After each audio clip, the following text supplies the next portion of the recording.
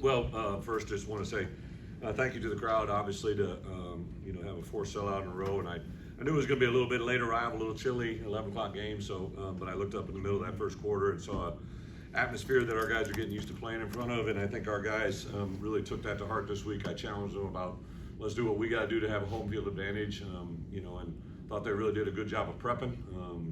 Offense, defense, special teams. This team presented some unique challenges in what they do. Greg and his crew, from a special team standpoint, bring a lot of different issues and problems, and I thought our guys answered the challenge special teams wise, even down to that last punt that we obviously executed. And I think offensively, Barry and his crew to let Luke have those moments, right? And I think 4 different guys caught touchdown passes today, which shows the depth and the ability of that group.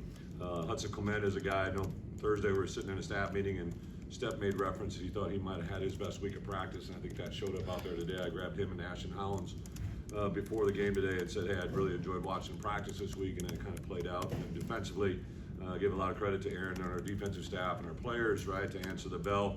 This was the Big Ten's leading passer, right, so obviously there were some good things that they have done prior to, but I thought our guys were very aggressive all day. Put them in a couple 4th downs. I know they converted to 1 early, but even just I thought it was fitting to come down there at the end to have that defensive play to walk off the field was an awesome feeling. So super excited for our program. Obviously a bye week coming at a good time. We can just take this week, take a deep breath, kind of get some of our guys healthy, and then we'll get ready for a 3-game stretch with Maryland here at home. That will be a fun way for us to kind of kick off after the bye week. Hopefully change the results from bye week 1 to bye week 2 in that regards, but we'll take some time here to do what we got to do and get on track. Brett, So with that, open up for questions. you said after the game on radio, we brought the aggression to them on defense. As you diagnosed everything in the days leading up to this game, why did you feel more pressure? Well, 2 things. I think we played some man, showed some 2, came out of it. They're very diligent in what they do. I thought their offensive coaches, have been successful in kind of converting some of those 3rd and mediums, 3rd and longs, and putting themselves in a good position. But I thought Aaron and our crew, we played a little bit of three down early, which I think kept them off rhythm, and then we got them in 4th down. I know they converted that 1 4th and 3 early, but for the most part, we got off the field on 3rd down, which was a good part of the game. Yeah, like 9 pass breakups in the back end. Yeah. What did you see from the coverage? Yeah, I kind of I give a lot of credit to Corey and Aaron. Like we talked about contesting the ball, we knew where routes were. Well, you think you know where routes are going to be, and I just thought overall those guys played a little bit more aggression. When I was saying aggressive, I wasn't necessarily talking about the play call, just the way we played, right? On Friday nights, I kind of usually have a plan during the course of the week. Like I'll show them games that are similar. So they played at Purdue, they played at Minnesota, right? They played at Washington. So some teams we had played, and I kind of show them leading up. And usually on Friday nights, I show them a game that's very similar to ours that was last played. But I showed them the USC game, right? And I showed them because I know that USC is a good football team.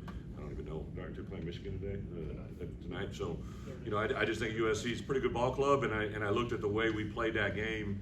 I know it was a walk-off field goal. We left 2 touchdowns on the field on the 2-yard line, 3-yard line.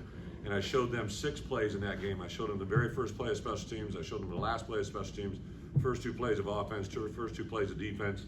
And just the way our guys were flying to the football and playing with some attitude and playing with some energy, getting our crowd involved, and I wanted them to go to bed Friday night with the ability to know that they are a good football team that played against good teams and have won, and I think that materialized. Obviously, Rutgers, give them a lot of credit, but I wanted our guys this game today to be about Illinois, and I thought they did that. Maybe beyond those 2 plays you mentioned, what's made this offense effective in the red zone? Our offense? Yeah, I think. Well, 2 things, right? Like Luke, I don't know if he scored running today, but he was very effective with his feet, right? And when you have a quarterback that does that, it limits some of the things you can do defensively, right? And I think that plays into it. And then bottom line, when you protect the passer and throw the ball accurately, I thought there was a good play design. Hank out in the flat on that one. Obviously, the very first touchdown pass, Barry, that was 100% Barry. Barry knew right to go to that call immediately. When Barry speaks and speaks with that volume and that intensity, we usually have really good results. So when I hear that on the headset, it makes me smile because I know good things are coming. You talked about building this thing because back-to-back bowl games here for the first time in more than a decade. What does that mean? I know you. I honestly, I promise you, I knew this was going to be win number 6, but I hadn't thought of it in that context. I just wanted to win because I thought a 6-3 team, going into where we're at down the stretch and where everything is. And I saw Duke beat Clemson today, right? So you start thinking about all the things that can happen with rankings. Obviously, I know we're a 6-3 team, but I put us as good as any 6-3 team out there. Doesn't do us a lot of good, but I'm just telling you, like, I like this football team. Have one of the hardest rated schedules we played to this point, and obviously can't change the math, right? But we're a 6-3 team that I think got better today, and that's all I cared about, right? Like, I know a lot of people get worried about where things are at or what they're doing. I knew going into postseason 2 years in a row would be a really big deal, so now we can kind of plan that way. But listen, I want to take advantage of this bye week. My coaches will be in the whole week, so I'll be out on the road recruiting. We only have a couple number of days we go out, but I'm very specific where I'm going and what we're doing in recruiting. My staff will stay here, do some self-scout on ourselves Monday, Tuesday. We'll get a little bit of a jump on Maryland, obviously, but we also want to start looking at those other two opponents during this bye week. So I just can't be. I could be more excited about where we're at, what we're doing. I promise you, to see that crowd out there today. The game kind of laid on and where we're on a little bit, so the crowd wasn't quite there at the end, but I really want to do something at the end, so hopefully next week or the next home game against Maryland, we could do something to thank them. Brett, Barry had said on Monday he wanted to get Luke involved in the run game, coming out of Washington and having success doing that. Just, you said what happens to the defense when he gets involved in the run game, but for him, for Luke specifically, do you feel like it gets him in a rhythm? Yeah, Luke's got good juice, man. I met with. We meet you guys talk about Wednesday and Friday, and I just could hear it in his voice on Friday about what he thought we could do. Looked at our game a year ago, and I'm telling you, Luke Altmaier's made a lot of good plays in his career here. If you go to the last touchdown against Pat Bryant last year in that game, what he did throwing off kilter in the face of a rusher, Paul Burmeister and Jason Garrett called the game, so. Paul and I are college roommates, right? Been a buddy of mine for a long time, but Jason and I worked together in New York, and I sat down to visit with those guys last night, and one of the things Jason said to me, he's like, Brett, he goes, your quarterback, right, is incredibly, and here's a guy that coached in the league for a long time, played in the league.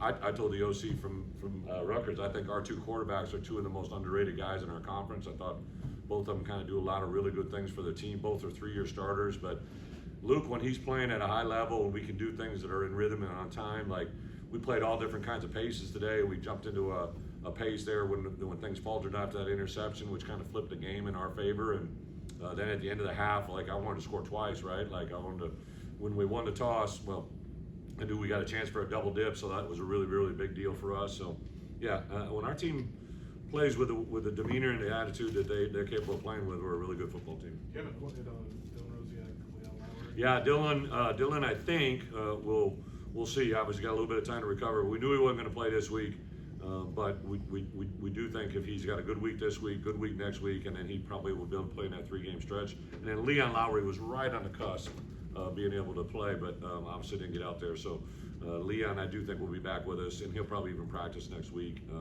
Luke Ford had a little soft tissue injury. He played in the first half, and then it got tight on him at halftime, so we had to pull him out. But I think that's really about it.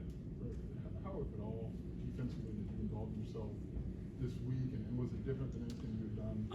No, I kind of, depending on the opponent, depending on what I see, I know everybody wants to write about it, but no, I do think I empowered and told those guys that I believed in them, right? And said it in the media to you guys, right? Like, I think a lot of people, listen, when things aren't going right, it's really easy to have a lot of blame and have everybody kind of have their own opinions, right? I think that's when you truly want to empower people. You guys have heard me talk about it. I think the greatest thing you can do to a player is when you empower them, right? To know that you believe in them. Well, I think coaches need that same thing too, right? I know we got really good defensive coaches. I think they needed to feel what they were doing wasn't good, but on the same kind of side, all they got to do is flip the script, and they did that today. What'd you see from your One more DBs? episode. You said they contested routes better. What'd you see from I think prepared-wise, right? Like, we're 8 games into this, my friend. Now we're 9 games behind us. The more you are aware before the snap, the faster you can play after the snap. And I thought our guys, I made a very big point to our guys about it's not what you know before, right, on Thursday and Friday and how you can answer a test. It's what you do on game day. We can't stop the play and say, hey, it's a 3rd and 6, we're going to stick route. We're going to have a 3rd and 11, we expect them to have a deep in-breaking route, right? Like, you have to have those things in mind, in place, on the field without a coach in your ear. And I thought our guys, it looked like they were playing with much better awareness. And then we got our hands on some balls at the line of scrimmage too. I think there was 2 tip balls. And obviously those things happen by getting your hands up. But you have to have awareness that ball's coming out. The Illinois offense has been Last one here. really successful with some of those creative plays in the red zone, like against USC, Ohio State, and then the play with Luke. Just how was kind of Barry Lunny or the team grown with those creative plays in the red zone? Yeah, Barry just, again, he's a former quarterback. I think he's got a creative mindset. I think the staff in general, I thought we really did a good job today on some quattros where we knew on second down that he had 3 downs there, which allowed you to play a certain way. And then down in the red zone, I think there was 2 times down there in the red zone where we had first downs inside the 10-yard line. And I told Barry, hey, you got 4 downs here, so they're not playing 3 downs to kick a field goal. They knew they're playing with a 4-down deck, which I think also helps, how you play or how you attack. But again, just a good group of guys that are working together well. It's a really fun group to be around, and excited to get in this bye week. Sometimes during the bye week, when you can take a breath, you actually get better by just kind of learning a little bit more about yourself. Like we'll want to learn a lot about Maryland and obviously Wisconsin and Northwestern down the stretch, but it's more important that we know ourselves better than anybody else.